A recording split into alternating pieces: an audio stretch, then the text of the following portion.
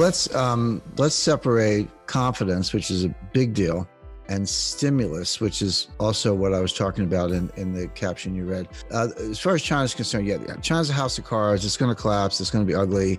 Hard to say when, but probably sooner than later. And they know it. And they're not going to be a global reserve currency. So we can put China to one side, but yeah, China's a house of cards. Now, getting it back to the United States. So the first point, let's talk about stimulus first. So yeah, the Fed printed $4 trillion.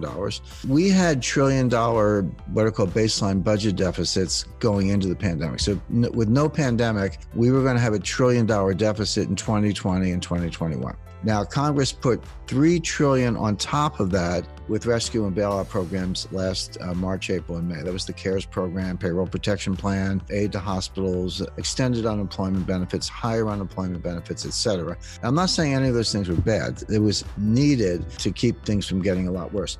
But we put $3 trillion on top of this. So there's $4 trillion for fiscal 2020. They just did $1 trillion last week in the kind of final days of the Trump administration. So that's $5 trillion. And Biden has announced his plan. He's going to have a $2 trillion rescue bailout, so-called stimulus plan now. So that's $7 trillion plus the $1 trillion baseline for fiscal 2021. So there's $8 trillion in deficit spending in 2 fiscal years, $4 trillion of money printing by the Fed. Now, those are the numbers. That's not projections. That's baked in the pie. Just don't call it stimulus. It will have no stimulative effect. Does it, again, as I say, keep the lights on? Yes. Would some people keep their jobs last spring because their employer got payroll protection plans? Yes. Did other people benefit from increased unemployment benefits? Yes. Was a lot of that necessary because things were in such bad shape? Yes. So I'm not arguing that side of it, but it does not stimulate. It's not going to get us out of the depression. Let me be very specific as to why, because I don't make claims without backing it up. On the money supply, you can print all the money you want, but Milton Friedman was wrong, the monetarists are wrong, the Austrian school is wrong. Money printing does not cause inflation. What causes inflation is something called velocity, which is the turnover of money. The money has to be lent and spent. Banks have to be lenders. People and businesses have to be borrowers. You have to be spending it, get it in circulation, in other words, in order potentially to have some inflation. And that's the technical name for that is velocity. Velocity is dropping, sinking like a stone. By the way, it's been dropping since 1998. It dropped faster in the 2008 crisis. It's dropping faster today, but the trend has been very steeply down for the last 22 years. And so nominal GDP, so the dollar value of all goods and services, leaving aside inflation, that's what we mean by nominal value. Nominal value of gross domestic product is money supply times velocity. How much money is there and how much does it turn over? Multiply one by the other, and that's your nominal GDP. And I remind people that $7 trillion times zero is zero. Meaning you can print the $7 trillion, but if you don't have any velocity, you don't have an economy. And so you can understand monetary policy is a desperate race between increasing money supply and declining velocity. One offsets the other so that you barely keep nominal GDP where it is. In fact, it's going to go down about 6 or 7% for 2020. We don't have those numbers yet. We're not getting back to 2019 levels of output. If you take 2019 as your baseline and then down in 2020, we're not getting back to 2019 levels till 2023 at the earliest.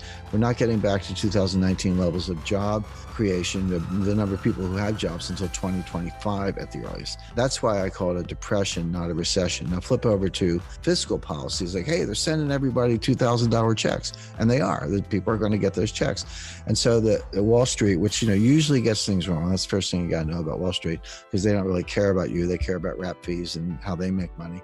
So they're saying, all right, they're going to send out the $2,000 checks, and people are going to get those checks, and they're going to run right out, and they're going to buy a car, a refrigerator, paint the kitchen, whatever it may be. No, the first two things are true. They're going to borrow the money. They're going to send people the checks. But when people get the checks, they're not spending it. What they're doing is saving it. They're either paying down debt, which is equivalent to savings, or they're putting the money in the bank, which is savings. So certainly if you lost your job, you're not going to take your friends out to dinner. You're going to throw the money in the bank or pay the rent. But even if you didn't lose your job, you look around, like maybe your spouse lost his job. Maybe your neighbor lost his job. Maybe you think you're next, like you have a job, but you're worried you're going to get fired next week.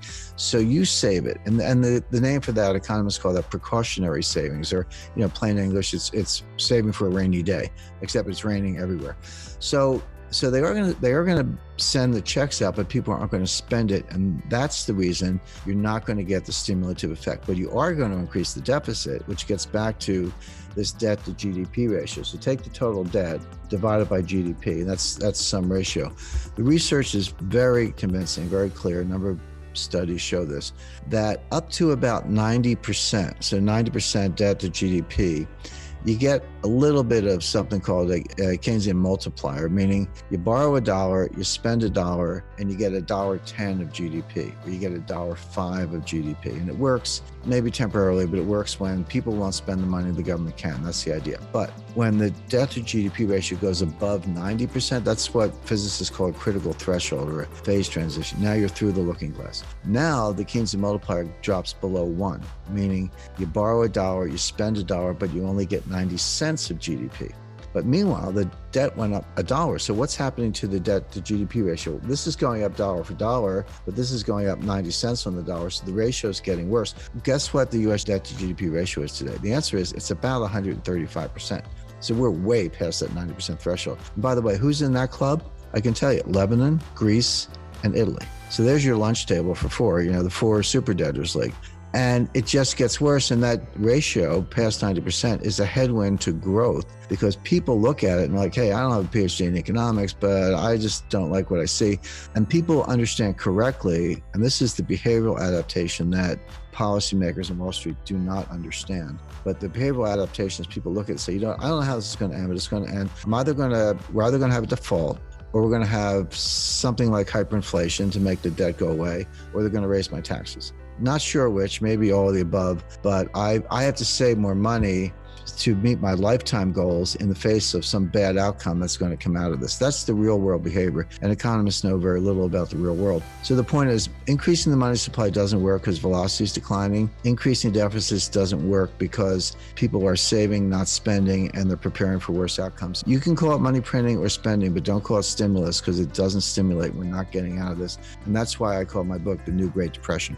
I recommend investors buy physical gold bullion. It can be coins, bars. You need a safe place to put it. Don't put it in the bank, because there's a conditional correlation between the time you really want your gold and the time the banks are closed. So that's the worst place to put it. But you need a custodian or some arrangement that's safe to put your gold. Now, look, if you're a trader or a hedge fund, or you just want price exposure and for a short period of time, fine. Buy an ETF, buy a gold futures contract or whatever. But if you want to preserve wealth and participate positively in what could be some very bad outcomes, you want the physical bullion. But just to be clear, I recommend 10%.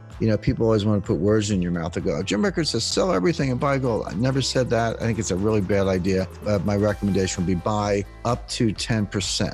That's enough. So if I'm right, and obviously I think I am right, I wouldn't be saying this, but if I'm right about gold going to $10,000 or $15,000 an ounce in the next several years, you're going to make so much money, even on a 10% allocation, that's basically going to insulate the rest of your portfolio. If I'm wrong, which I don't think I am, but you're not going to get hurt too badly with a 10% allocation. So that's the right amount. And there's room for equities, but I also recommend a big slug of cash, because people go, well, cash has no yield. I was like, well, okay, but we could be in for deflation, not inflation. And in deflation, cash can actually be your best performing asset, because the real value is going up.